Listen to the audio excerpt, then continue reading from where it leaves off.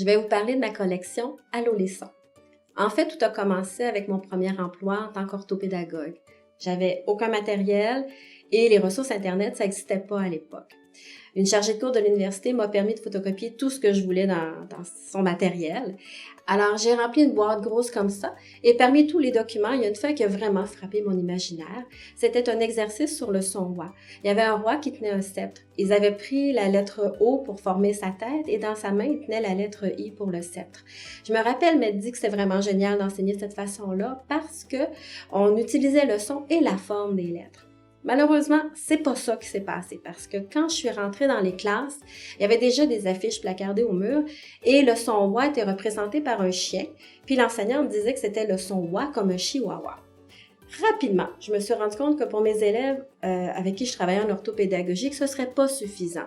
Alors, j'ai inventé des histoires à partir de ces images-là. J'ai mis des mouvements sur ces histoires-là.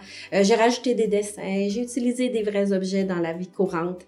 Et puis, j'ai longtemps pensé que cette méthode-là, aussi explicite, elle était seulement nécessaire pour mes élèves en difficulté.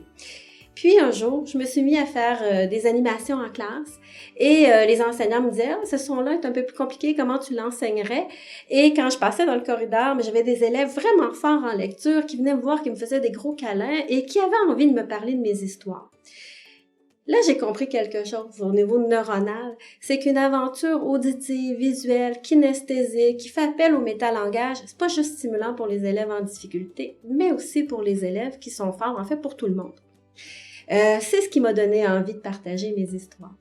Pour lancer la collection Allô les sons, l'équipe de Bayard et moi avons décidé de commencer avec les syllabes complexes et de poursuivre avec les sons et les différentes façons de les écrire. Les albums Nanook et Souka seront donc uniques dans cette collection-là parce qu'ils vont traiter des syllabes complexes. Les enfants vont les découvrir en faisant des onomatopées.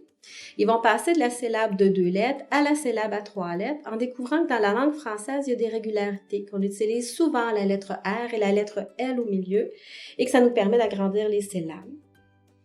Pour vous aider, pour vous guider, nous avons mis des fiches pédagogiques en ligne. Ces fiches-là sont aussi intéressantes pour les parents que pour les enseignants parce qu'elles offrent différentes façons de raconter l'histoire pour que ce soit amusant et en même temps qu'on fasse différents apprentissages.